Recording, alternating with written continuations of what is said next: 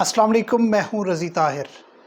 کیا اے are Y news نے اپنا بیانیہ یا ایڈیٹوریل پالیسی بدل لی؟ بہت زیادہ سوالات اٹھ رہے ہیں، اس پر بات کریں گے۔ ایک خبر آج گردش کر رہی تھی جو فیک نیوز تھی اور اے آر وائی نیوز کی سکرین پر آئی اور پھر وہ دیکھتے دیکھتے پورے سوشل میڈیا پر پھیل گئی۔ تحریک انصاف کو باقاعدہ اس کی وضاحت کرنا پڑی۔ تو دیکھنا یہ ہے کہ کیا اے آر وائی نیوز نے اپنی ایڈیٹوریل پالیسی کسی کے پریشر پر بدل لی ہے۔ دوسری خبر یہ ہے کہ جنرل باجوہ صاحب کو ٹیکنیکل ایکسٹینشن دینے کی کوشش کی جا رہی ہے۔ اب میں نے ٹیکنیکل کا لفظ یوز کیا اور آپ بھی پریشان ہوں گے کہ یہ ٹیکنیکل ایکسٹینشن کیا ہوتی ہے۔ یعنی کوئی ایسی صورت اختیار کی جائے گی جو میں آگے ذکر کروں گا، جس میں لگے کہ ایکسٹینشن ہوئی بھی ہے لیکن ہوئی نہیں بھی۔ یعنی ان دونوں صورتوں میں ایک تو قوم کہے گی ایکسٹینشن نہیں ہوئی ہے لیکن ایکسٹینشن ہوگی بھی۔ اب اس پر بات کریں گے کہ ایسا کیسے ممکن ہوگا۔ تیسری بڑی خبر ہے جی، پی ڈی ایم 9 حلقوں سے بھاگ رہی ہے اور 9 حلقوں سے بھاگنا بنتا ہے۔ اس کی وجہ یہ ہے کہ ابھی فیصل آباد میں اور اس سے پہلے پچھلے 96 گھنٹے کے اندر خان صاحب نے جو عوامی پریشر بنایا ہے، ایک بار پھر خان صاحب کی بات درست ثابت ہو گئی ہے کہ وہ اگر گھر بیٹھ جاتے یا سیلاب متاثرین کی مدد کا اور سیلاب کا بہانہ ڈال کے وہ اگر گھر بیٹھ جاتے تو بہت ہی برا ہونا تھا۔ خان صاحب کا بیانیہ دب جانا تھا، کیونکہ قوم کی جو ہے وہ میموری بہت کم ہے۔ تو اس پر بات کریں گے اور آخر میں عمران خان صاحب کو نائل کرنے کے لیے یا سیاست سے آؤٹ کرنے کے لیے جو مقدمات چل رہے ہیں اس پر بھی تھوڑی سی بات کریں گے۔ سب سے پہلے جی، اے آر وائی نیوز نے کیا اپنی ایڈیٹوریل پالیسی بدل لی ہے؟ آج ایک فیک نیوز سامنے آئی اے آر وائی نیوز کے سامنے۔ سب سے پہلے میں آپ کو بتاتا چلوں، جو رپورٹر خبر دیتا ہے وہ اپنی خبر کا خود ذمہ دار ہوتا ہے، وہ اس کی خبر کے پیچھے کچھ نہ کچھ ہوتا ہے۔ تو ایک رپورٹر نے جب خبر دی، اے آر وائی نے چلا دی، لیکن سوال سوشل میڈیا پر اٹھ رہا ہے کہ اے آر وائی نے اپنی ایڈیٹوریل پالیسی بدل لی ہے۔ لیکن میں یہاں یہ کہنا چاہوں گا کہ پاکستان جیسے ملک میں اشرافیہ کے سامنے کھڑا ہونا یہ بہت بڑا ہمت اور حوصلے والا کام ہے۔ آج آپ اے آر وائی کو دیکھ رہے ہیں، کل آگے آنے والے دنوں میں کوئی اور چینل بھی بند ہو سکتا ہے اور پھر اس کی بھی ایڈیٹوریل پالیسی آپ کو بدلتی نظر آئے گی، کیونکہ یہ پھولوں کی سیج نہیں ہے، کانٹوں کا راستہ ہے اور یہاں پہ کانٹوں پر قدم رکھ کے آگے چلنا پڑتا ہے۔ اسی کو تو انقلاب کہتے ہیں، انقلاب ایسے تو نہیں آئے گا۔ تو جو اے آر وائی نیوز ہے وہ اپنے آپ کو نیوٹرل کرنے کی کوشش کر رہا ہے، اور وہ نیوٹرل جو ہیں وہ کون ہیں اور کیسے ہیں یہ آپ تو جانتے ہیں۔ لیکن اس وقت اے آر وائی نے پالیسی بنا لی ہے کہ وہ اب نیوٹرل رہے گا، یعنی وہ دوسرے حلقوں کو بھی پراپر سپیس دے گا، کوشش کرے گا، اور کچھ ایسی خبریں بھی آئیں گی کیونکہ کریڈیبلٹی ہے اے آر وائی نیوز کی، اس کریڈیبلٹی کو استعمال کرتے ہوئے جو حکومتی سیل ہے، جو اشرافیہ کا سیل ہے، وہ کچھ ایسی نیوز سامنے لائے گا جو نیوز بعد میں یہ پتہ چلے گا کہ یہ فیک ہے، لیکن وقتی طور پر عوام کے ذہن کو پراگندہ کرنے کے لیے استعمال ہو سکتی ہیں۔ یہ میری آبزرویشن ہے، اب یہ غلط بھی ہو سکتی ہے، اور اے آر وائی نیوز اگر اس کو غلط ثابت کرنا چاہتا ہے تو آئندہ آنے والے چند دن بتا دیں گے کہ یہ غلط ہے یا درست ہے۔ ابھی آگے ہے جی، جنرل باجوہ صاحب ٹیکنیکل ایکسٹینشن لے رہے ہیں۔ کل مجھے ایک خاص آدمی نے بتایا، ایک بہت ہی خاص آدمی نے، کہ پچھلے 3-4 مہینے سے آئی ایس پی آر کی جانب سے مسلسل یہ کہا جا رہا ہے کہ جنرل باجوہ صاحب ایکسٹینشن نہیں لیں گے، اور خود جنرل باجوہ صاحب کی اس پر پورا، ان کو یوں کہہ لیں کہ اس پر وہ رضامند ہیں، وہ ایکسٹینشن نہیں لینا چاہتے، وہ جانا چاہتے ہیں۔ لیکن امپورٹڈ حکومت کی مجبوری ہے کہ جنرل باجوہ صاحب مارچ تک ٹھہر جائیں۔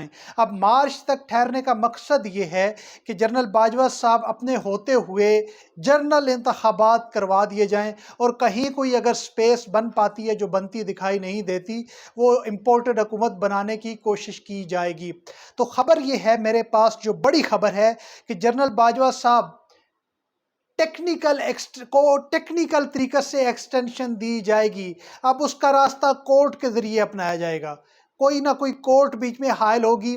اب اس کے کیا چیزیں ہوں گی آئندہ آنے والے ویلاگ میں اس کی مزید میں آپ کے سامنے تفصیل رکھوں گا کہ اس کی تفصیل کیا ہوگی اور طریقہ کیا ہوگا، لیکن وہ یوں لگے گا کہ ایکسٹینشن نہیں ملی، لیکن پھر بھی جنرل صاحب کو 3 سے 4 مہینے مل گئے ہیں، یہ آپ ذہن میں رکھ لیں کہ یوں لگے گا۔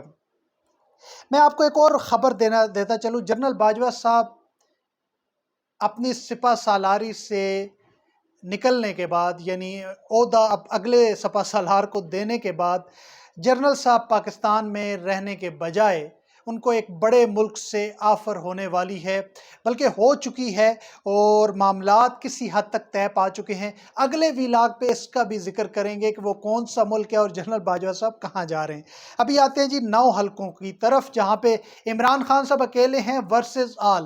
تو عمران خان صاحب کو میں اکیلا نہیں کرتا، عمران خان صاحب پلس عوام ورسز آل، جو 9 حلقوں کا یہ ٹاکرا ہونے جا رہا ہے۔ پی ڈی ایم اس سے بھاگنا چاہتی ہے اور بہانہ لگائے گی سیلاب کا، کہ حکومت، اس کے ادارے، ملک اتنی بڑی جو ہے نا وہ سیلاب، 50% ملک سیلاب میں ڈوب چکا ہے، وہاں پہ ریلیف کا پروسیس جاری ہے، ریسکیو کا پروسیس جاری ہے، اس دوران مشکل ہے انتخابات کروانا۔ تو الیکشن کمیشن پر پورا زور ڈالا جا رہا ہے، پریشر ڈالا جا رہا ہے کہ وہ کوئی ایسی صورت نکالے کہ یہ الیکشن کوئی مہینہ 2 کے لیے ملتوی ہو جائیں۔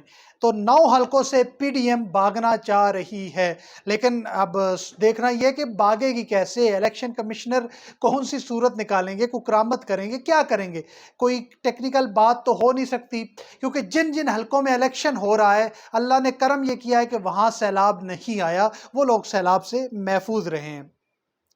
آخری بات جو کریں گے وہ ہے 96 گھنٹے اور 4 جلسے۔ میں